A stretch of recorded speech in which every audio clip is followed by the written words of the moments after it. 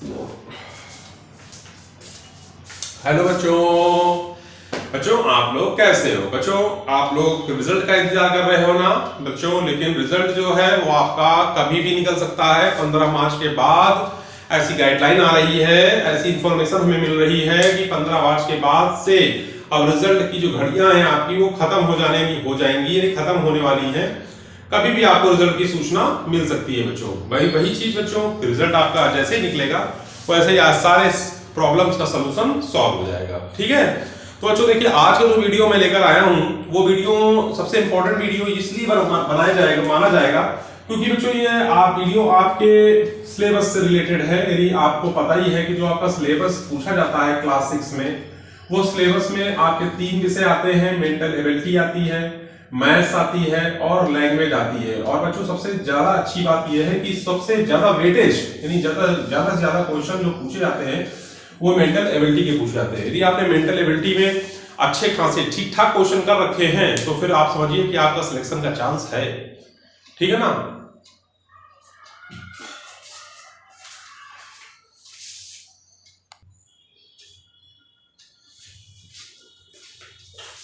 बच्चों देखिए हमने आपको बताया कि कितने स्टूडेंट्स हैं जिनके मेंटल एबिलिटी में जो 40 क्वेश्चन आते हैं ना बच्चों, उसमें से 20 से 38 के बीच सही है, यानी 38 के बीच सही है। मतलब इसका ये कि 20 से 21 किसी के 22 है, 23 है, किसी के 37 है, किसी के 36 है ना, किसी के 38 है।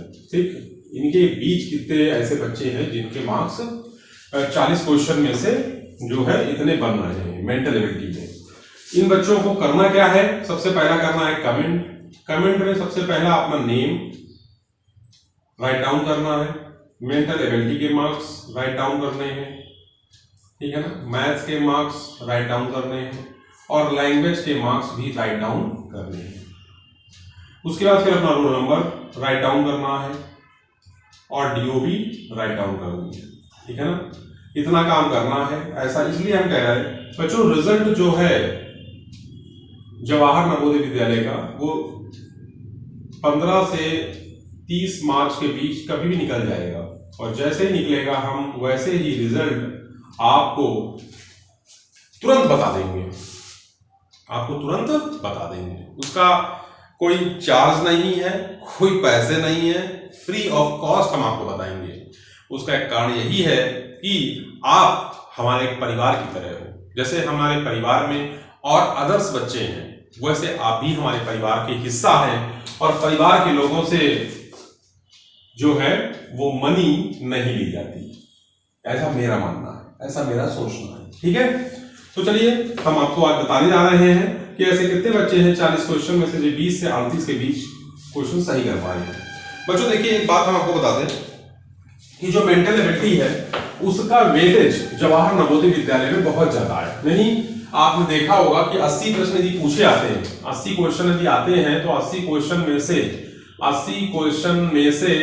आधे क्वेश्चन यानी 40 क्वेश्चन, पूरे 40 क्वेश्चन किसके हैं? मेंटल एबिलिटी के हैं। और जिन बच्चों ने मेंटल एबिलिटी में अच्छा स्कोर गेन किया है वो मान ले सिक्योर कि उनका जवाहर नवोदय विद्यालय में जो है कोई रोक नहीं सकता, उनका जवाहर नवोदय विद्यालय में 100% सिलेक्शन होना ही है।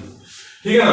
देखिए एक बात हम आपको बता दें कि जिन बच्चों ने और 20 से कम जिन्होंने गेन किया है, 20 से कम जिन्होंने गेन किया है, इनका तो चांस ही नहीं है, इनका तो होना ही नहीं सिलेक्शन, क्योंकि 19 किसी के सही है, 18 सही है, 17 सही है, 16 सही है, 15 सही है, कोई मतलब ही नहीं बनता। ऐसे बच्चों का सिलेक्शन नहीं हो पाएगा। लेकिन 20 क्वेश्चन से 38 क्वेश्चन तक जिन बच्चों के सही हैं उनके सिलेक्शन के बारे में मैं आज बताने जा रहा हूं। बच्चों देखिए एक बात सबसे इंपॉर्टेंट ये निकल के आती है कि आप जब भी तैयारी करते हो तो उसमें मेंटल एबिलिटी का देखते हो कि बहुत अच्छा स्कोर है मेंटल एबिलिटी में और मेंटल एबिलिटी में क्वेश्चन भी सरल आते हैं और बच्चे ज्यादा से ज्यादा उनको सही भी कर पाते हैं क्योंकि वो आसान रहते हैं उसके क्वेश्चन।